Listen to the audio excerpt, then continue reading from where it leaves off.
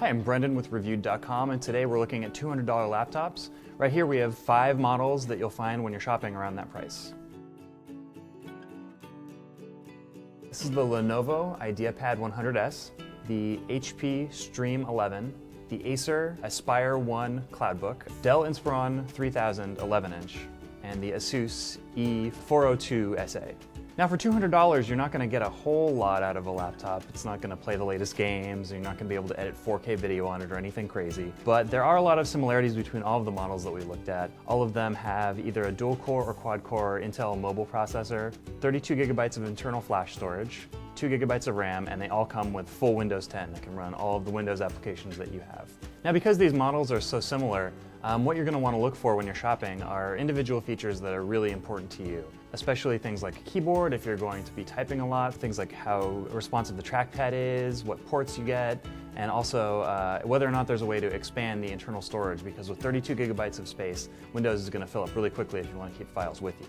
Now clearly if you wanted a larger screen, we only have one bigger or regular sized laptop in this bunch. It's this Asus E402SA, and because it's bigger, the keyboard has a little bit more room to breathe. You get that nice large display, and in the bottom there's a bay for a regular laptop hard drive. It really gives you a nice option to expand that tiny 32 gigabytes into something a lot bigger, so you can carry your iTunes library with you, for instance.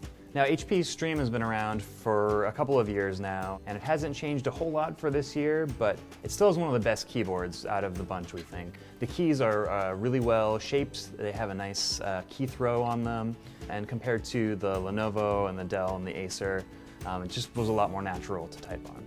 Now if you were really concerned with being able to add a little bit of extra storage later on, the Dell Inspiron 11 3000 and the HP Stream 11 both have micro SD card slots. Pick up a little card at the store, buy it on Amazon, 64 gigs, 128 gigs, pop it on in, and Windows even has options to configure so you can automatically save files to that card. Now if you're going to be scrolling around on websites a lot, I found that the Acer had a really nice trackpad. It was fast to recognize gestures, really responsive, really nice to use. But a big caveat with this Acer is that the keyboard's a little funny, and also instead of a micro SD card slot, it has a full-size SD card slot, so when you stick a card in there, it's going to poke out a little bit, unlike the micro SD cards that stay flush.